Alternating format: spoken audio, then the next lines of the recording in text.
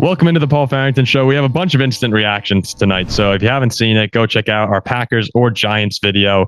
You know, we are just blown away by Tommy DeVito, his agent, everything going on with the Giants at this point in time, who are sort of in the mix for the playoffs at the moment. We don't know how that's really possible, but in this video, we're going to be reacting to the Titans. That's right, the Titans 28-27 win over the Dolphins. And Ziggy, this game, I don't think people know that the Dolphins. I don't think people know that the Dolphins lost. Everyone that I know is sending texts right now saying, "Wait, Miami lost that game because the Packers Giants was so thrilling, and the Dolphins were up 13 with a few minutes left in the fourth quarter. People just turn those games off and they're going to bed. They're going to have something to eat. But all of a sudden, you turn on your TV and here's Will Levis in Tennessee down 6 on the goal line. It's just a ridiculous comeback win for Miami. I missed part of it because I'm working. I have my head in and out of the records on Colin's show, trying to see what the hell's going on down in Miami. So from your perspective, you were watching the games with an intent eyes. You always do. Like, what the hell happened to Miami? So next gen stats. So it's 3 minutes and 8 seconds left. The Dolphins score a touchdown and get their extra points, 27-13.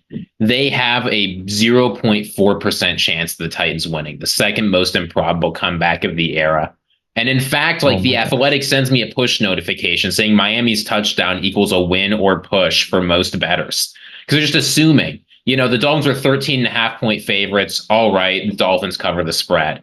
Well, somehow, after a night of relative ineptitude, Will Levis taking only 1 minute and 6 seconds off the clock and DeAndre Hopkins, like we've seen a couple times this season, pushes the ball downfield. They constantly get out of bounds, score a touchdown.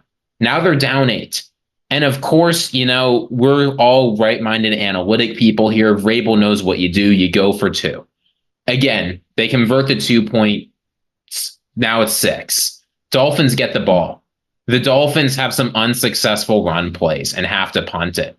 And in 2 plays, the Titans go from the 30 to the Dolphins 25. A really unfortunate penalty in the red zone. The Dolphins got one of the most bizarre calls I've ever seen. It looked like it was a false start on the Titans, but instead they called a delay of game for erratic motions on the defense. I don't quite know what that was all about, but you take what you can get. King Henry goes in the touchdown, because of course he does. The Dolphins are unable to get anything done. Tua sacked on 4th down, game over. So just all of a sudden, it's terrible to be a Dolphins fan, but just suddenly you're seeing the game shift. The Titans go into a dip overdrive, and the Dolphins make a lot of bad coaching decisions. They had a 4th and 1. They punted it to the Titans to give them the ball instead of going for it, which would have ended the game. That decision looks terrible in retrospect. And the Dolphins just can't get out of their own ways of these injuries. Tyreek Hill's constantly on and off the field. Armstead, Wynn, Williams, Hunt, Jalen Phillips, Jerome Baker, Javon Holland. So many. Half their starters are out. I feel bad for Miami, and I'm thinking about this from the playoff perspective, because the Dolphins, looking at these games, it's no longer just about winning and losing these individual games. We're talking about them as a Super Bowl team, and we have been for a long time now. With a loss like this, especially when you're going for the 1 seed, and we've said so many times, we're on replay here saying Dolphins get the 1 seed, they have a chance. Can we really see them going into Baltimore or Kansas City even now, winning a playoff game? I can't really. They can win that game, but how many times you're picking the Chiefs or the Ravens? 7 out of 10 times probably. If Miami's on the road in that one, to lose a game like this, when you would have been tied for first with Baltimore, and you still have that big game in Baltimore coming up, that'll probably determine the 1 seed. But Miami also has to play Buffalo. They also have to play Dallas. This was a big win that they needed to get because it was one of the easiest games left on their schedule. When I'm looking here at the standings, it wouldn't be crazy at all to see the Chiefs overtake them. The Chiefs have a cupcake. Maybe Jacksonville. Or I think it's a huge, huge missed opportunity for Miami, and one that we might look back on this and say that cost them a Super Bowl opportunity. Is that too far? I don't think it is, because you also have to keep in mind, I was beating the drum during the reaction show to the Bills over and over again. Yeah, the Bills might have a chance. I said they will have a chance to go to Miami and take the division. If you're going from running for the 1 seed to suddenly you're looking at the 5 or 6 seed having to go on the road for all your playoff games instead of staying at home. That's miserable. And indeed, I just pulled it up on DraftKings because, of course, this weekend I felt the urge to put in the Bills as the AFC East winner. Suddenly they're offering me 5 times a cash out for the principal I put in. So the betting markets are really feeling a huge shift towards the Bills here. So I don't think it's unrealistic reaction. You look at the Dolphins, they have maybe the hardest remaining schedule left in the NFL. They had the 3rd easiest up until this point. But now they've got the Cowboys, Ravens, Bills, and Jets. They could lose any or all of those games. So it's going to be critical that the Dolphins figure out how to get their offense working when they need it to and how to overcome some of these injuries, because otherwise they could be out of luck this late in the season. You don't have time to figure things out. And what's the narrative around Miami this season? So that they can't win big games against really good teams. Baltimore, Dallas, Buffalo again. And Buffalo having already won that first game in Buffalo earlier in the year. If they're within one game, that's where you're right. That ultimate Week 18 game will decide the division then. It's just a horrible, horrible loss for Miami. And you're right. They could wind up being a wild card. And this is a game that could determine them being, 1, 2, 3 seed from having to go on the road for the most of, if not the entirety of the playoffs. I feel bad for Doll. I feel bad for Zach. He's texting our group chats going, I can't believe what I just saw. And for good reason. It's a ridiculous game. And for the Titans, awesome comeback win. Will Levis looked, he had his moments tonight where you go, yeah, this guy could play. So. No, I mean, Will Levis has shown that he deserved to be taken higher. He hasn't played great every single game, but he's had plenty of moments. And when the Titans have needed him to, he's stepped up. It's like he said, right? The NFL and the whole world really was watching. This is the last Titans primetime game of the season. People certainly liked what they saw out of him. There's going to be big expectations for him next year in Tennessee. Yeah, and get him some more weapons. Get some more weapons around him, and you could have, a future quarterback. I'm excited to see because the Miami Dolphins are the in-season Hard Knocks team for this year. Yeah. I am excited to see what is going on in their locker room right now, which we'll get to find out soon enough. But you have to imagine a little bit of panic is setting in, right? We said earlier in the season, after they lost that big game to the Chiefs in a heartbreaking fashion, like they inside the room, they're going to do their best to believe, but the doubt might be starting to creep in.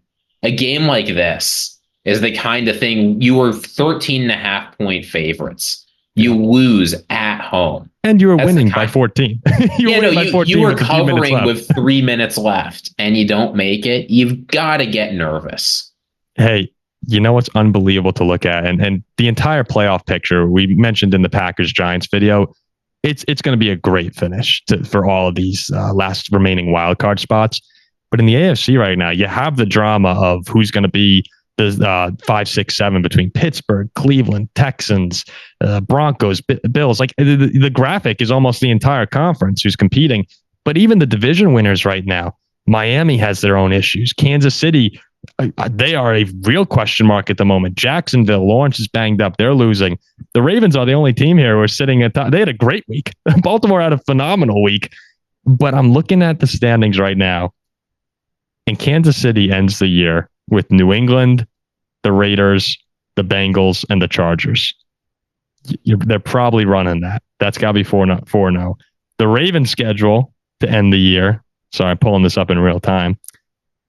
At Jacksonville, at San Francisco, hosting the Dolphins, hosting the Steelers. There is a world where the Chiefs sneak back into the 1 seed and have it run through Arrowhead again, where things just go their way. Like, I would not be surprised to see the Chiefs find their way to the 1 seed with how everything's breaking right now, regardless of how it looks in the moment. It's does that sound crazy to you as well? Yeah, realistically, to get the 1 seed and be comfortable, between the little bit of threat from the Dolphins, the threat from the Chiefs, the Ravens have to beat the Jaguars. They have to beat the Steelers, and then they need to beat one of the 49ers or the Dolphins. Winning in San Francisco will be tough, but doable. Winning at home versus the Dolphins, again, tough, but doable. Should win that game.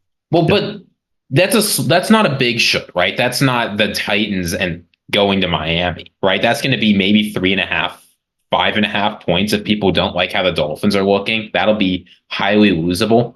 So the Ravens are going to have to win one of those tough games, I think, in order to get that bye week. And it's quite possible they don't. You're just one Lamar Jackson bruise away from. I'm not saying he's going to miss, but like just small things like that, right? Your Zay Flowers having to miss a game. There's so many things that could get in the way of you winning those tough games. So it's definitely not a lock. Unlike, say, the NFC, where I think the 1 seed's more or less settled. Yeah, it should. I mean, I'm thinking Philly's going to come away with it, but oh no, the 49ers haven't locked up.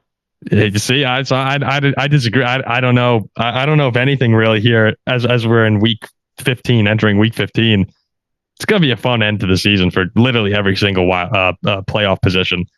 But we'll have to see what happens. We'll keep reacting to it, and at the end of the day, we're all assuming that the Vikings are going to make a run to the Super Bowl. So.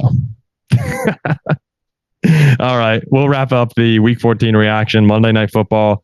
We got 2 other videos, as we said at the top of this, so go check those out. Leave a comment, like, subscribe, all of the above. And we'll see you for the Week 15 prediction show in just a couple days. Thanks for listening.